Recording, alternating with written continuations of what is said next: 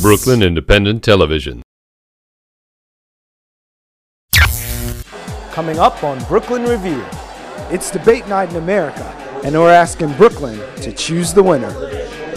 I'm Melissa Rose Cooper in Bed-Stuy, where a local barbershop wants people in the community to get out and vote. You've heard of Crown Heights, but what about Crow Hill? I'm Sherry Carabin, and coming up on Brooklyn Review, I'll tell you all about this small community, including how it's changed over the years, and show you some recently landmark buildings. We'll have these stories and more next.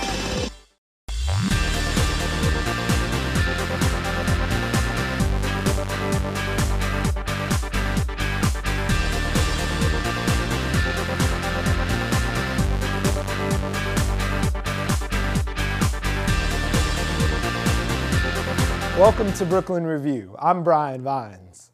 Decision 2012 is literally weeks away. The race is very close, and both camps are doing their level best to win the hearts and votes of the American people.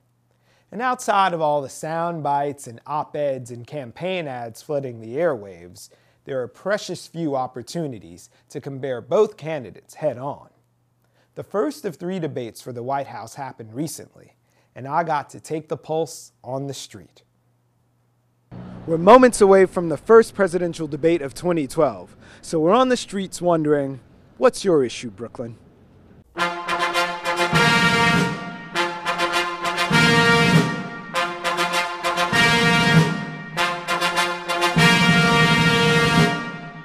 As a child of immigrants that I would want to hear them both speak really in detail about immigration. I mean, that's something that's really important to me, and a clear and fair path to immigration is really important to me, so I would want to hear them talk more about their plan. My issue would be directly related with the education system and the emphasis put on that. Just basically how low we rank overall in the world in education, and how this country seems to just, not really put the money or the emphasis or the proper programs in place. Teachers seem to fall by the wayside, and I would ask each candidate, basically, what is your plan to address that? My issue is concerns for jobs for new school graduates. The question is reducing the cost of college, because the cost of education is currently rising faster than inflation. Doing something about job placement for young grads and just the overall job market in general. What do we have to do to make America better? What it seems, mostly for the fattening foods. We should probably make it more less, so we can be a healthy America instead of mostly Europe and others calling us fat America. I'm a veteran. I'm also still in the military, so a lot of my biggest concerns are the PTSD, the care that getting to the soldiers. And on the campaign trail right now, we're not hearing a lot about it because it's obviously not the most pressing issue. Economy is the number one. And so tonight you have 2 candidates that are going to give their ideas, hopefully, and their plans and their details. And we'll go from there. I'm about to go watch a debate party, and I have my all ready for my bipartisan. And so we'll see. It's a lot. It's everybody's hurting in every corner of the world, as well in the United States. And whoever wins, hopefully, they can get us back on track. And we made tracks to Ceol on Smith Street to watch the main event.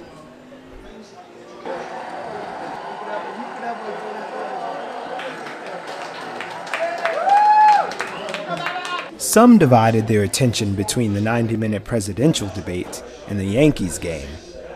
And reaction to just who won the debate was also divided. So how'd your guy do? My guy was too nice. I think he's right on the facts. But I think he didn't call out when the other guy was wrong on the facts. So who do you think took the night then? I think the night went to, I hate to say it, but I think the night went to Romney. Was there a clear winner for you? Definitely Obama.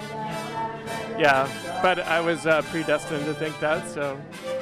Obama's up in the polls and he's winning, and I think rightly so in my view, but this is going to tighten things in my view, unfortunately. So hopefully next time around, the next debate, Obama does better. He's more prepared. he doesn't look like he's looking around for a teleprompter, which is the sense I got tonight, unfortunately. But I think he'll go back to the preparation, and I think he'll do a better job in the next. Because he's got 2 more debates to go.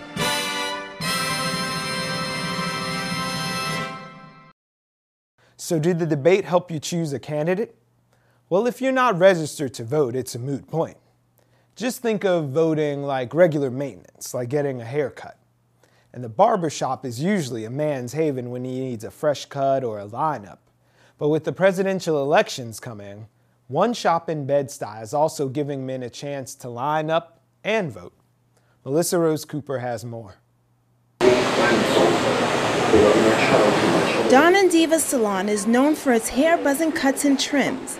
But in the last couple of months, it added a new buzz to its list. Barbers for Obama is a campaign to allow the youth to be more aware of how important it is for them to vote. So I registered them here at the barbershop, where I have voters registration forms here on the premises, and really trying to encourage them to register and vote. Since late August, Colin Rodney and his barbers have been spreading the word to anyone who comes in the shop, as well as throughout the city, about the importance of voting. There's been a lot of people that actually re-registered because of the change of address. Also, a lot of older first-timers. A lot of barbershops around the neighborhood got on board. It's definitely spreading real fast.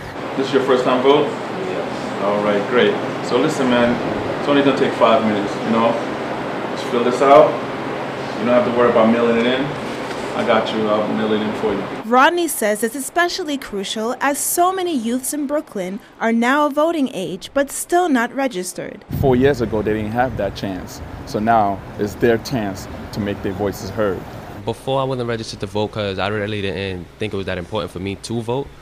But being that, walking around the neighborhood and seeing different people saying, oh, you need to vote, your vote counts and things like that, I really realized that my vote really does count. There you go. Thanks, bro. I got you. The barbers here aren't shy about who they want to win this year's presidential election. Barack Obama. He's the best man for the job. They're worried about healthcare, education, and the economy, and say 4 years just isn't enough for one man to make everything right. With anything, you got to have patience, and we have to believe. He did so much, and there's so much to be done. And I just think that if we give him the time, he'd do the job. Obama stepped into a bunch of mess, okay? He stepped into a deficit that is extremely too high, and I feel that it's going to take more than 8 years for him to clean up the mess that he stepped into. Dozens of people are now registered to vote because of the campaign, and they're still hoping to squeeze in a few more before the registration deadline. I want to register 200. It don't stop here. After the deadline, now we got to try to get these people to the polls. So it's not about just signing your name and giving the information.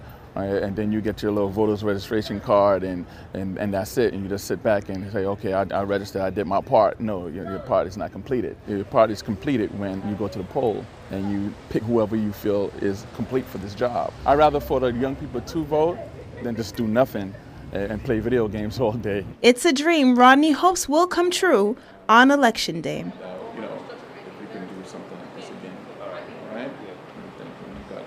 All right? For Brooklyn Review, I'm Melissa Rose Cooper. There's a new trend that's taken hold in parts of central Brooklyn these days. You can't wear it or drink it, but it's guaranteed to preserve some of the rich history contained in neighborhoods from development. We're talking about the move by community advocates to landmark hundreds of buildings.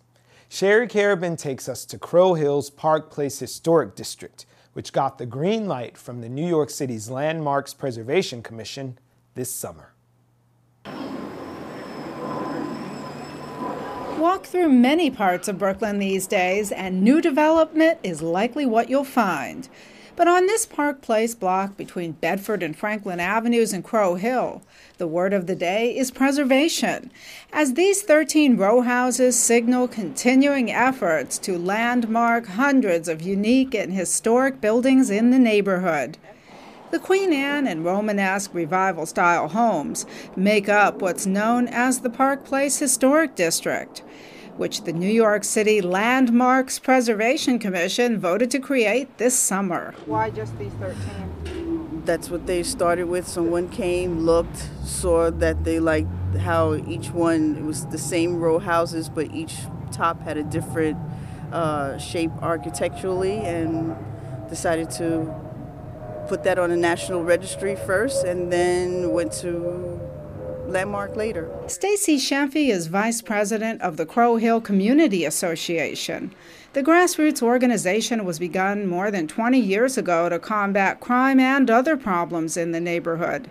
Since then, the community has undergone many changes, including a shift in the demographics, with the population becoming more ethnically mixed. If you had to pick just one issue right now that you would like to see addressed, what would it be?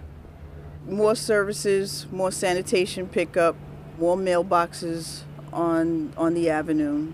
Crow Hill is located in Community District 8, which includes Crown Heights North, Prospect Heights, and Weeksville. According to recent numbers from the Center for the Study of Brooklyn at Brooklyn College, the population of the entire district has grown by about 5% since 2000 to over 126,000 people, and it includes more women than men. We have seen the white population nearly double in the last 8 to 10 years or so. This is based on American Community Survey data. Incomes have gone up slightly. When you look at foreign-born has actually remained about steady at about 1/3, and those who are foreign-born without citizenship status has actually increased. Since the early 90s, we have been seeing an influx in this area of people looking for less expensive rental housing and home ownership. People who could no longer afford to live in Manhattan. However, according to statistics from the Center for the Study of Brooklyn, that too is changing, as both renters and buyers face increased prices. What this has meant is new people moving in obviously means that people are being displaced as well, right? And so it's interesting to think about and explore who is moving in, what their demographic makeup is, what their income is, and then who is being displaced, who is moving out of the neighborhood, and then where are they going? I think those are important questions for the neighborhood to ask. Over at the landmarked St. Gregory the Great Parish on St. John's Place and Brooklyn Avenue in Crown Heights North, the Reverend Monsignor Guy Sansrique says he has also noticed differences. We are beginning to have a return of Caucasian population. So a couple of them are seen every once in a while, but it's a very recent new wave. So the congregation is essentially African American and West Indians. When I say West Indian, it includes Guyanese and Panamanians, a lot of Panamanians, some from Costa Rica. The transformation of the community has also resulted in a push to landmark large portions of neighborhoods. The driving forces here for landmarking in this part of Brooklyn, central Brooklyn, have been lately, since 2003, the building of the Barclays Center. The incoming stadium drove a lot of development in the area. Landmarking efforts in Crown Heights North had a different origin. Crown Heights North, in its entirety, was surveyed by the Landmarks Preservation Commission in 1978. However, they did not have a neighborhood champion at that time to get the landmarking process completed. In 2001, a group of neighborhoods came together to pick up that survey and move it forward through the landmarking process, and that was Crown Heights North Association. We have a third phase in the works that has had a preliminary hearing. Designation is pending, and we hope to be mounting a fourth and final phase for Crown Heights North. And at that point, Crown Heights North will be one of the largest historic districts in the city. As these communities continue to evolve, advocates say they're ready for new challenges. Crow Hill is moving ahead with plans to have hundreds of other buildings landmarked, so they too will be around to remind everyone of the neighborhood's rich history. This is Sherry Carabin reporting for Brooklyn Review. The Brooklyn Bridge is the most iconic symbol of connectedness in New York City. For the scholars from the Mott Hall Academy in Brownsville, it has become an important symbol of new beginnings for their school year and a link between the community and their community of scholars. All of you are capable of great things, and the only reason if you don't succeed at that is because you limited yourself. That's it. The scholars of Mott Hall Bridges Academy lined up on the steps of Borough Hall for words of wisdom from Borough President Marty Markowitz before starting their annual walk across the Brooklyn Bridge. So this is an annual rites of passage. We do it every single year so that not only the scholars and the school community is aware of it, but also Borough Hall knows that we're coming every single year. It allows them to know that they have a sense of worth, not only again in Brownsville, but beyond the scope of their neighborhood. And as Brownsville is one of the most crime-ridden sections of Brooklyn, the focus was to broaden the students' horizons. You look ahead. And that's your future.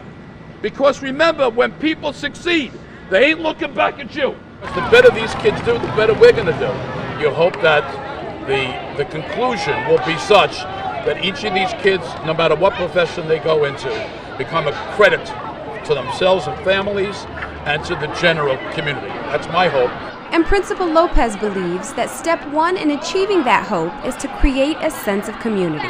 We want them to see that everybody within the community, which is the parents, the teachers, themselves, the peers, can come together and create this movement that says that we're safe, we're honored, we're respected, and there's someone there who will take care of me when someone else in my family isn't. And the scholars seemed confident, whether they were newcomers. I'm feeling very excited but nervous because this is my first time, but I know the true meaning of it, so I think I know what I'm looking for. Or longtime vets to the Bridge Walk. I think it's good, especially for the 6th graders, because they need to get their rite of passage and to know that we're all one. And as October is Anti-Bullying Month, Principal Lopez stresses that the Bridge Walk is only part of the ongoing effort to change the culture of the school. While there is 1 month that's dedicated to anti-bullying, we actually stress it throughout the entire year. What's always important for children in general is consistency. So you have to have high expectation and maintain those expectations on a day-to-day basis. So if you make it just one day about the walk and you don't explain to them why we walk, you don't explain to them what community means, then they just take it as, oh, we're just going on a bridge walk. While building up her scholars through events like this one, she ultimately hopes it will redefine for these students what it means to be from Brownsville. To say you're from Brownsville shouldn't say that it's something negative, it should show resilience. And how does that resilience look? How do you use that resilience not only to survive in Brownsville, but to go beyond that? For Brooklyn Review, I'm Tati Amara.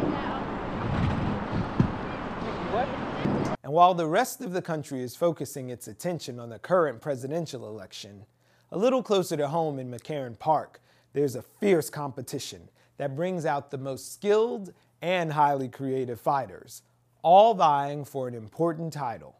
Reporter Fred Brown was at the annual Cardboard Tube Fighting League Championship. This may look like sheer child's play, but make no mistakes about it.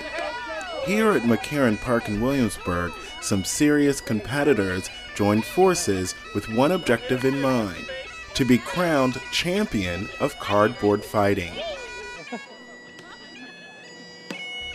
This annual tournament draws warriors from near and wide, all sporting homemade cardboard armor, driven by the spirit of a superhero. There's a lot of bagpiping and fighting going on. Tell us what's happening. This is a Cardboard Tube Fighting League tournament. It is being hosted by Personal Space Theatrics. We're a theater company located here in New York.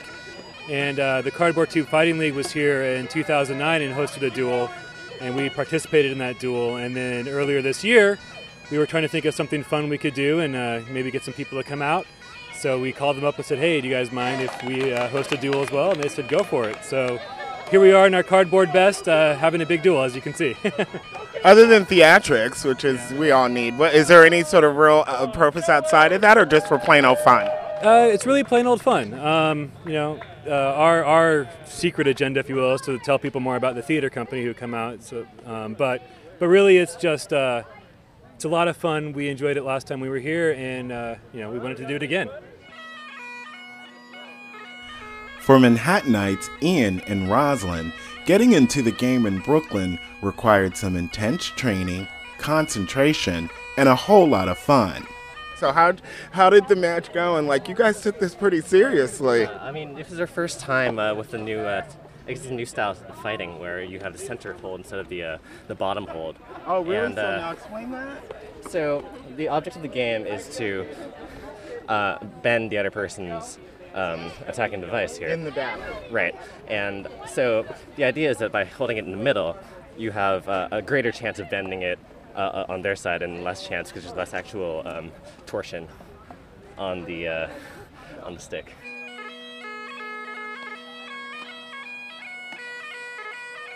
It's definitely fun to get people out in the open, a lot of people meeting each other, doing kind of unexpected things, and once you have a spectacle of people out in costumes and other people come in and check out and kind of start conversations, so it's a fun thing. People want to see something different, even if it's not something particularly for them. I think it's great to just have that diversity going on. What are you doing? You're taking this way too seriously. Very seriously. Well, our theater company, Personal Space, believes in the interaction of the audience with the action of the play. So we thought that this would be a great way to kind of bring that out into the public a little bit and play around with it. So you're the officiator. I'm the officiator. I'm the artistic director of Personal Space Theatrics. Yeah. Well, I think we need the open spaces because the community needs to come out and experience these things together, and we don't know. I would say 95% of the people here, and so it's just great we all get together, put it out on a few social media sites, and everyone can find each other.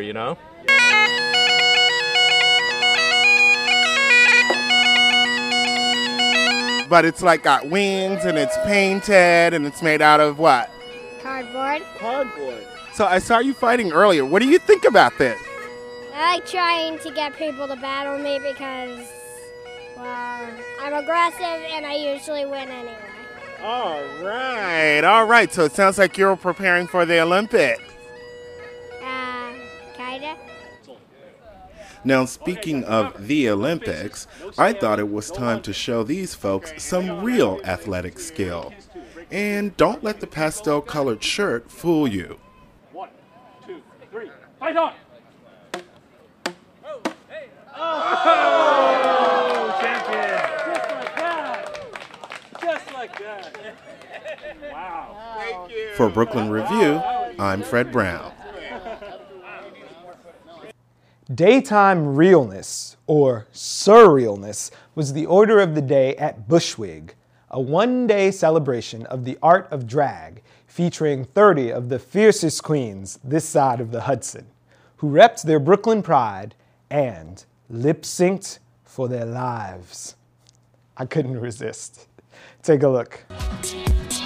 This is Babe Strauss reporting from the first annual Bushwig.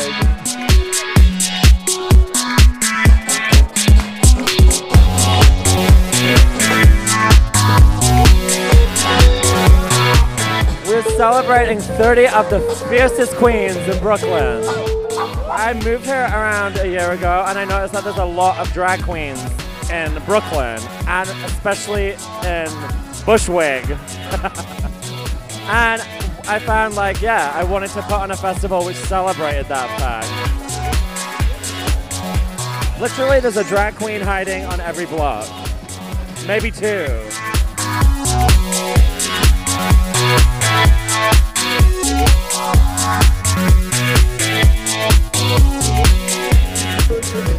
This is my first drag show.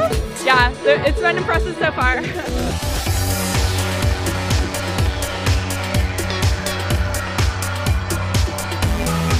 She invited me and convinced me to wear a mustache, so. It's half price if you dress in drag.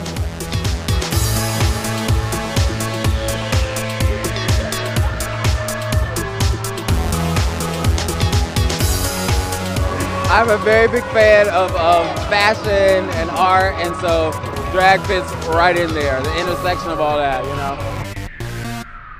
My performance was inspired heavily by Aliens and Apocalypto. I just wanted to show everybody what it would look like if I took over the world.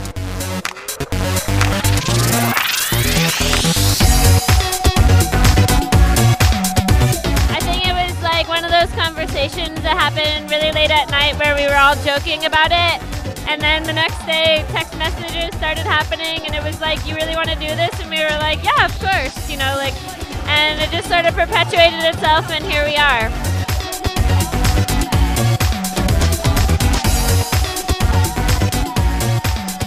Maybe there's just like not enough of this stuff going on anymore with like Wingstock is over in East Village, so we thought we'd sort of carry the torch into Bushwick, where we feel like a lot of this stuff is still continuing on, and there's this whole new layer of drag queens that are really young and excited and like trying to start their own thing, so it's exciting.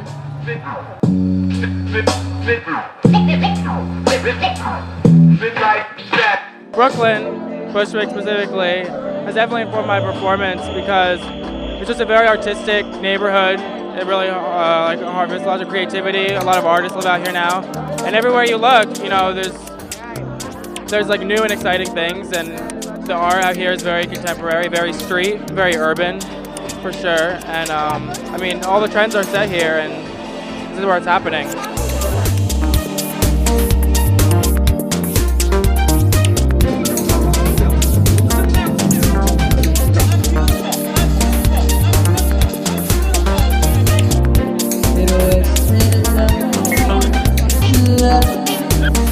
I don't know what it is with, Brooklyn and drag queens, but they go hand in hand.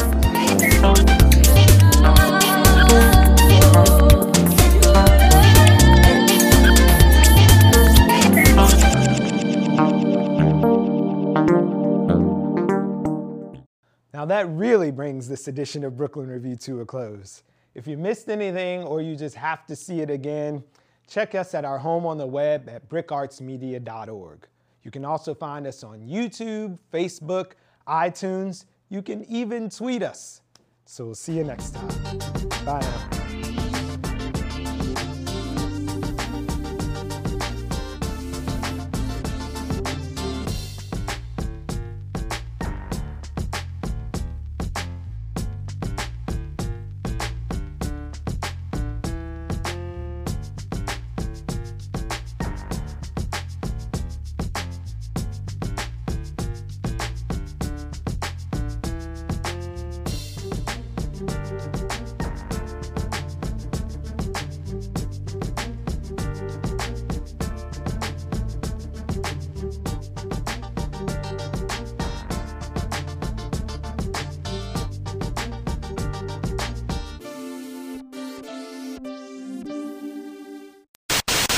Watch this and other Brooklyn Independent Television episodes online at bricartsmedia.org/BIT.